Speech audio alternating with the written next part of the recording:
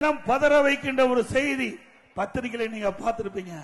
ஆந்திர மாநிலத்திலிருந்து ஒரு வாழத்தார் ஏற்றிக்கொண்டு ஒரு லாரி திருவண்ணாமலைக்கு வருகின்றது. அந்த திருவண்ணாமலை நகரத்திலே உள்ளே நுழைகின்ற பொழுது அந்த லாரியிலே 2 பெண்மணி இருக்கின்றார்கள்.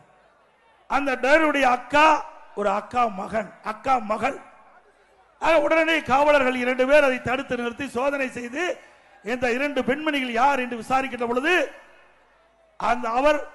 அந்த லாரி டிரைவர் குறிப்பிடுகிறார், நாங்க வாழத்தாரை ஏற்றிக்கொண்டு திருவண்ணாமலைக்கு வந்திருக்கின்றேன், அதோடு சாமி தரிசனம் செய்ய என் குடும்பத்தை சேர்ந்த அக்கா மகளும் அழைத்து வந்திருக்கிறேன் என்று குறிப்பிடுகிறார்.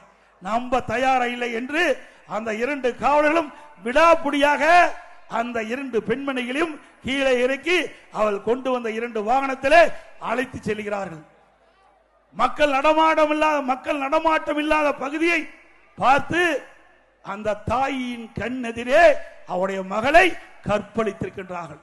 29ஆம் தேதி நடந்த சம்பவம் இது. மன்னிக்க முடியாத சம்பவம். ஒரு தாயின் கண்ணெதிரே தன் மகளை கற்பழிக்கிறார். யார்? காவலர். மக்களை பாதுகாக்கக்கூடிய காவலரே இப்படிப்பட்ட ஒரு கொடூரமான செயலில் ஈடுபட்டிருக்கின்றார் என்று சொன்னால் இந்த அரசாங்கம் எப்படி நடந்து கொண்டிருக்கிறது என்பதை நாம் எண்ணி பார்க்க வேண்டும். ஒரு திறமையற்ற முதலமைச்சர், காவல்துறை அவரிடத்திலே இருக்கின்றது.